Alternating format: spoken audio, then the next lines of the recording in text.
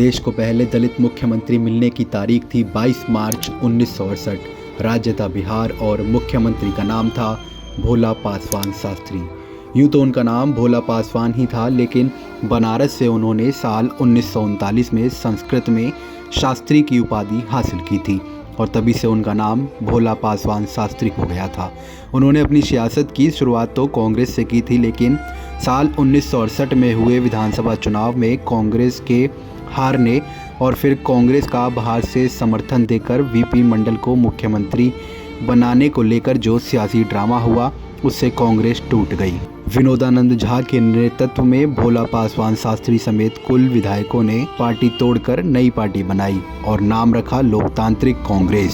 संयुक्त socialist party, Jan Kranti Dal, Jansangh और निर्दलीय विधायकों के समर्थन से भोला पासवान शास्त्री 22 मार्च 1968 को बिहार के मुख्यमंत्री और देश के पहले दलित मुख्यमंत्री बने।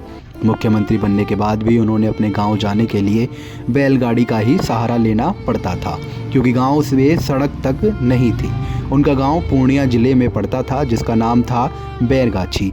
भोला पासवान शास्त्री की खुद की कोई औलाद नहीं थी, तो उनके भतीजे विरंची पासवान ने उनसे कहा कि अपने गांव में एक सड़क बनवा दें ताकि लोगों को आने जाने में सुविधा हो सके। भोला पासवान शास्त्री ने कहा था, अगर मैं अपने गांव में सड़क बनवा दूंगा तो मेरे ऊपर एक और दाग लग जाएगा। हालांकि भोला पासवान शास्त्री अपने पद पर महज 3 महीने ही रह सके। फिर 17 विधायकों वाली पार्टी के नेता का लंबा समय तक मुख्यमंत्री पद पर बने रहना मुश्किल ही था और यही हुआ। जून महीना ख़त्म होते होते उन्होंने इस्तीफ़ा दे दिया और 29 जून 1967 को बिहार में पहली बार राष्ट्रपति शासन लगाया गया। फिर 1969 में बिहार में मध्यावधि चुनाव हुए और बिहार के सियासी इतिहास में ये पहली बार था जब मध्यावधि चुनाव कराए जा रहे थे। इस मध्यावधि चुनाव के बाद भी किसी दल को बहुमत नहीं मिला। कांग्रेस सबसे बड़ी पार्टी थी, लेकिन बहुमत नहीं था, तो उसने दूसरी पार्टियों और निर्दलीयों के सहारे सरदार हरिहर सिंह को मुख्यमंत्री बना दिया। लेकिन सरकार नहीं ही चलानी थी तो नहीं चली। सरदार हरिहर सिंह के इस्तीफे के बाद फिर से भोला पासवान शास्त्री मुख्यमंत्री बने और फिर से 13 दिन के अंदर ही उन्हें इस्तीफा देना पड़ा।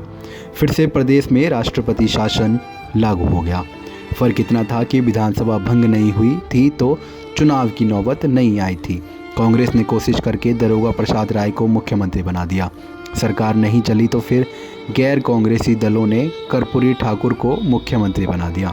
ये सरकार भी नहीं चली और फिर से भोला पासवान शास्त्री के नेतृत्व में लोकतांत्रिक कांग्रेस की सरकार बनी, क्योंकि तब तक लोकतांत्रिक कांग्रेस के संस्थापक विनोदानंद झा इंदिरा गांधी वाली कांग्रेस के साथ लौट चुके थे और भोला पासवान शास्त्री लोकतांत्रिक कांग्रेस को लोकतांत्रिक दल के नाम से चला रहे थे।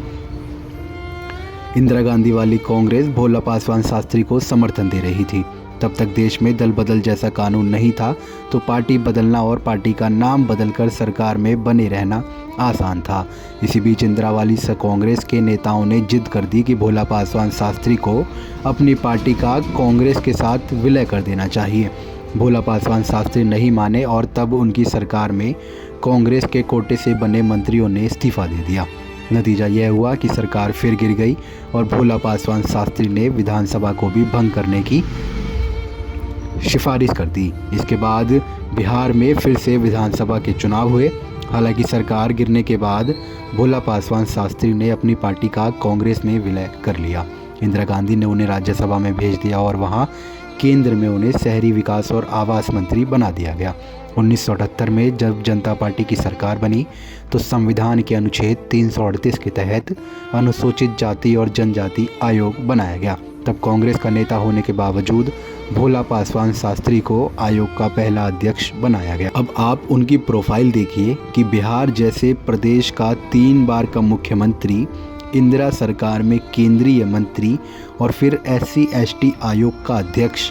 लेकिन 9 सितंबर 1984 को जब उनका देहांत हुआ तो परिवार के पास इतने भी पैसे नहीं थे कि उनका देह संस्कार ठीक ढंग से किया जा सके। आज की तारीख में भी उनका परिवार झोपड़ी में रहता है और मनरेगा के तहत मजदूरी करता है।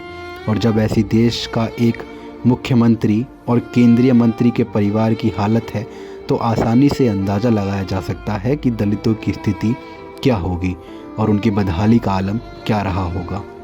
आखिर आप हमारे इस किस्से को कितना जानते थे, और अगर नहीं जानते थे तो हमारी इस वीडियो को लाइक ज़रूर करें। बाकी ऐसे ही तमाम राजनीतिक रोचक घटनाओं को जानने के लिए हमारे चैनल को फॉलो ज़रूर करें। नमस्कार।